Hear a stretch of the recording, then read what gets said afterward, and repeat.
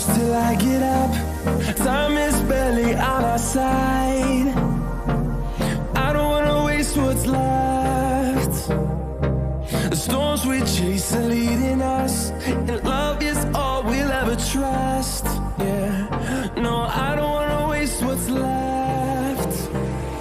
And on we'll go.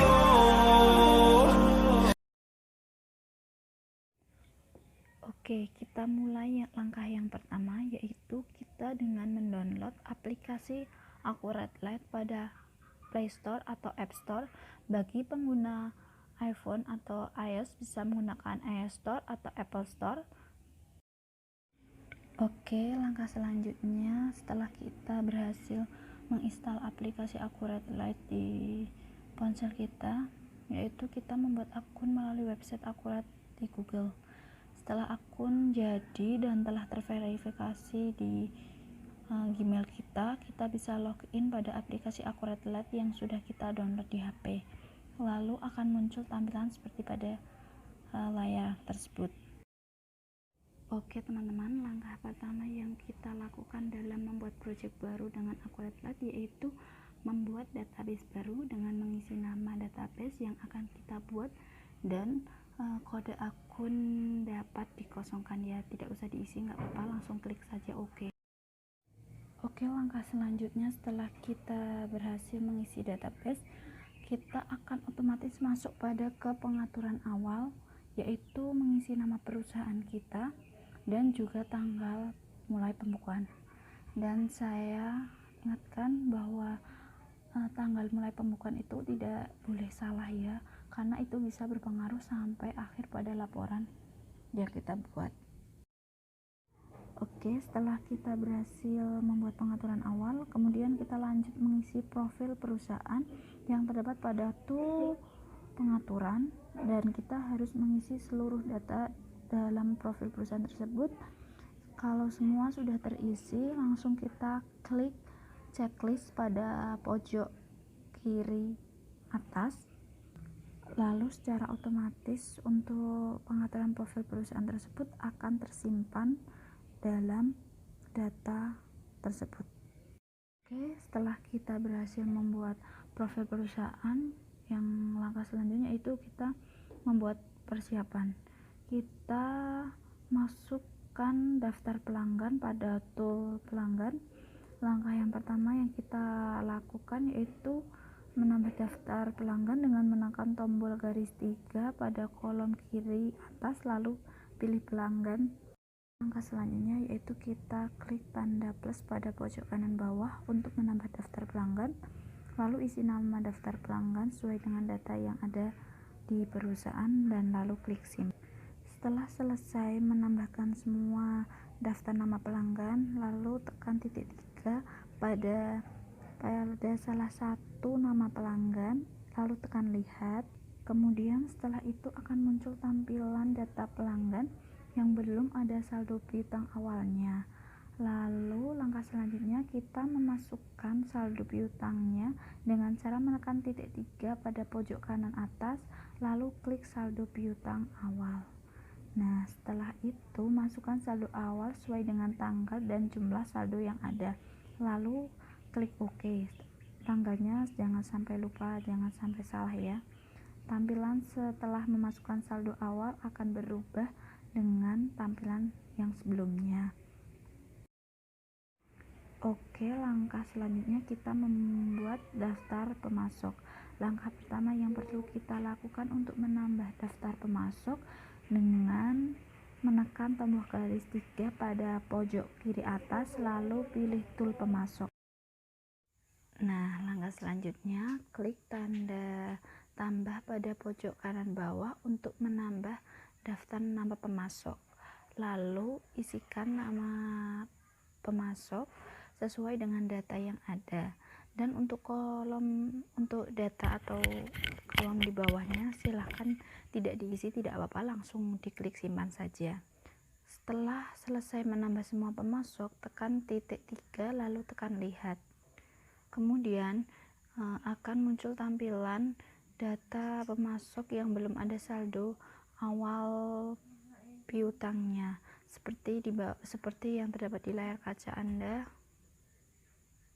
Langkah selanjutnya, kita perlu menambahkan saldo piutangnya dengan cara kita menekan titik 3 pada pojok kanan atas lalu klik saldo hutang.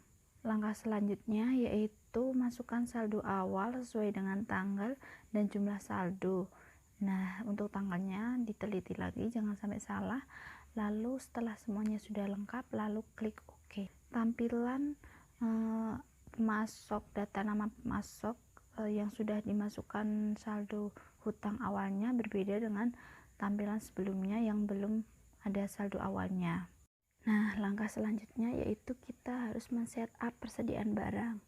Nah, untuk setup persediaan barang ini ada 3, yaitu modal awal, kas, sama bank. Nah, langkah yang pertama yang perlu dilakukan untuk menambah modal awal adalah dengan menekan tombol garis 3, strip 3 pada pojok kiri atas, lalu kita pilih tool modal.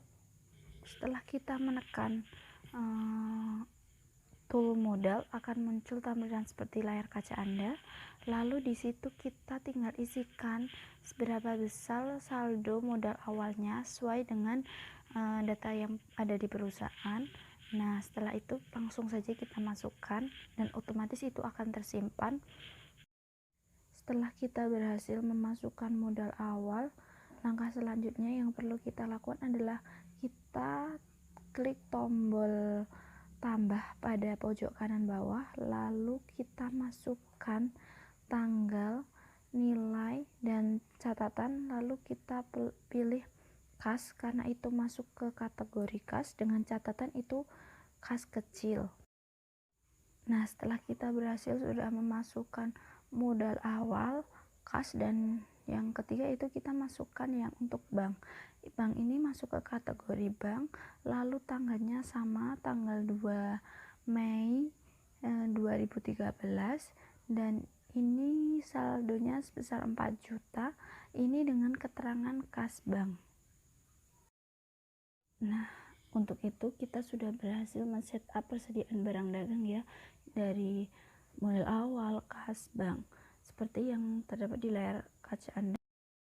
Oke, sekarang masuk ke step selanjutnya atau langkah selanjutnya, yaitu kita memasukkan daftar nama gudang. Langkah awal yang perlu kita lakukan untuk menambah gudang adalah dengan menekan tombol garis 3 pada pojok kiri atas, lalu pilih tool gudang.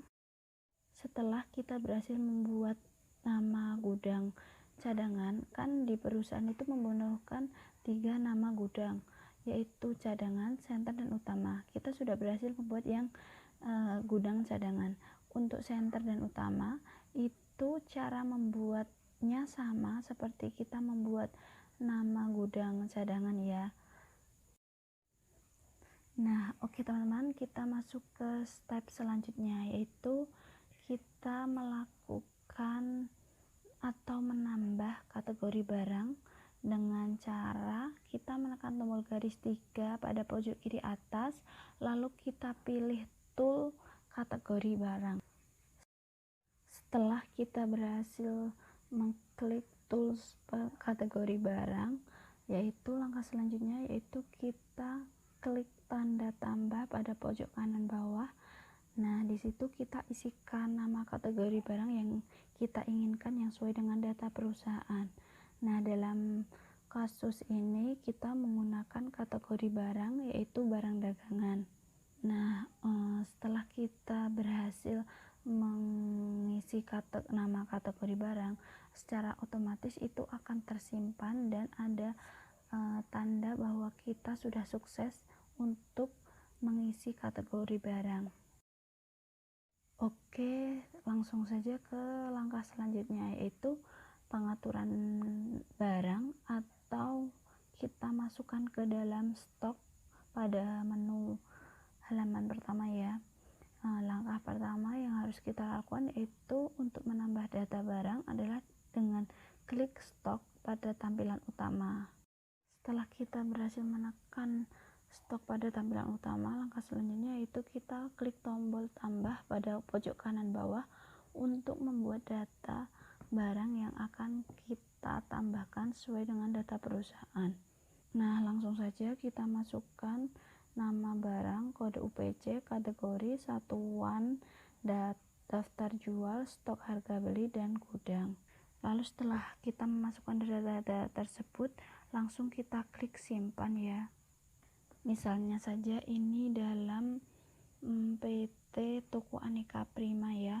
Barang pertama yaitu nama barangnya barang A dengan kode UPC yaitu BB1, kategori barang dagangnya, satuannya unit, dan untuk harga jualnya 8.000. Nah, itu kan ada kotak untuk kelola stok. Nah, itu kita klik. Nah, nanti akan ada muncul stok. Nah, stoknya itu tergantung dengan stok pada perusahaan dan barang tersebut, yaitu kalau di sini barang A mempunyai stok sebesar 50 dan untuk harga belinya Rp5.000 dan ini itu masuk ke gudang utama. Setelah kita memasukkan data-data tersebut secara lengkap, lalu kita klik simpan dan secara otomatis itu akan masuk ke data perusahaan dan itu akan tersimpan. Nah, lakukan hal tersebut sama untuk barang B, C, dan D ya teman-teman. Nah, untuk kalian yang sudah memasukkan barang B, C, dan D, nah itu tampilannya akan seperti pada layar kalian ya, itu akan ada stok barang A, B, C, dan D. Oke teman-teman, itu yang bisa saya lakukan atau bisa saya jelaskan mengenai tutorial langkah-langkah penggunaan awal pada Akuret dan itu memasukkan data, men-setup data awal pada Toko Aneka Prima ini. Terima kasih. Wassalamualaikum warahmatullahi wabarakatuh. Oke, yang selanjutnya kita masuk pada transaksi pembelian. Contoh transaksi pembelian terjadi pada tanggal 2 Mei dengan ketentuan sebagai berikut. Perusahaan melakukan pembelian kredit barang di CV Eka Jaya dengan ketentuan sebagai berikut. Dengan barang C sebanyak 50 unit dengan harga satuannya 5.000. Barang D dengan jumlah 150 unit dan harga satuannya adalah Rp1.000. Diskon item yang diberikan adalah 2% dengan termin 30 hari dan masuk pada gudang utama. Pengiriman barang menggunakan pick up dengan taksiran biaya angkut dibayar tunai sebanyak Rp35.000. Selanjutnya adalah cara penyelesaian untuk transaksi pembelian pada tanggal 2 Mei yang perlu kita lakukan. Yang pertama adalah dengan klik pembelian pada tampilan utama. Setelah kita mengklik pada pembelian pada tampilan utama, langkah selanjutnya yang perlu kita lakukan adalah dengan mengklik tombol plus pada pojok kanan bawah untuk menambah catatan pembelian. Lalu, langkah selanjutnya yang perlu kita lakukan adalah dengan memasukkan nama pemasok, tanggal transaksi, nomor faktur, syarat pembayaran, gudang. Setelah semuanya terisi, lalu kita tekan lanjut. Lalu, selanjutnya kita memasukkan barang apa saja yang kita beli dengan klik tambah barang dan pilih barang sesuai transaksi yang ada. Lalu isikan jumlah barang, harga unit barang, dan juga diskon barang sesuai yang ada pada transaksi tersebut. Lalu setelah semua terisi, lalu kita klik OK. Lalu selanjutnya kita tekan lanjut. Setelah klik lanjut, kita bisa menambahkan catatan sesuai pada transaksi. Lalu, jika pembelian secara kredit, maka tekan simpan. Dan jika pembelian secara tunai, maka tekan bayar. Karena pada contoh soal transaksi kita secara kredit, jadi kita klik simpan. Lalu, akan muncul tampilan seperti di bawah ini. Langkah yang selanjutnya, setelah kita klik biaya, kita klik tombol plus pada pojok kanan bawah untuk menambahkan catatan biaya kirim. Selanjutnya, pada soal tertulis ada taksiran biaya angkut. Langkah yang perlu kita lakukan adalah kembali ke layar utama, lalu kita klik biaya. Langkah yang selanjutnya, Setelah kita klik biaya, kita klik tombol plus pada pojok kanan bawah untuk menambahkan catatan biaya kirim. Lalu langkah selanjutnya kita masukkan atau isi kategori biaya dengan biaya ongkir. Lalu bayar dari kita isi dengan kas. Masukkan tanggal yang sesuai, jumlah nominal, dan juga masukkan catatan. Setelah semua terisi, lalu kita klik simpan. Selanjutnya, kita masuk pada transaksi pembelian yang kedua, yaitu pada tanggal 11 Mei. Perusahaan membayar atau melunasi faktur atas barang yang telah dikirim oleh CV Ika Jaya dengan cara mentransfer kas bank atas pembelian pada tanggal 2 Mei. Selanjutnya kita masuk pada langkah awal yang perlu kita lakukan untuk menyelesaikan transaksi pada tanggal 11 Mei tersebut. Langkah awal yang perlu kita lakukan adalah kita klik pembelian pada tampilan utama. Lalu langkah selanjutnya setelah kita klik pembelian, kita klik hutang, lalu pilih tanggal dan jumlah faktur sesuai dengan soal. Selanjutnya kita klik bayar. Lalu langkah selanjutnya setelah kita klik bayar, kita isi bayar dari bank dan metode pembayaran dengan transfer sesuai pada soal. Selanjutnya kita klik bayar lagi.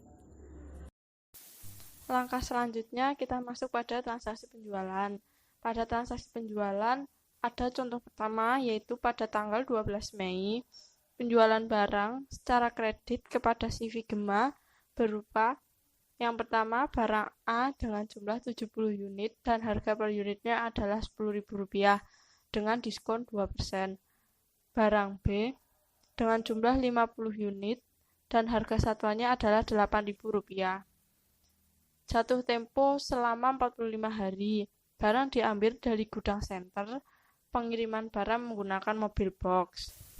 Lalu langkah pertama yang perlu kita lakukan untuk menyelesaikan transaksi penjualan, kita masuk pada layar utama, lalu kita pilih menu penjualan.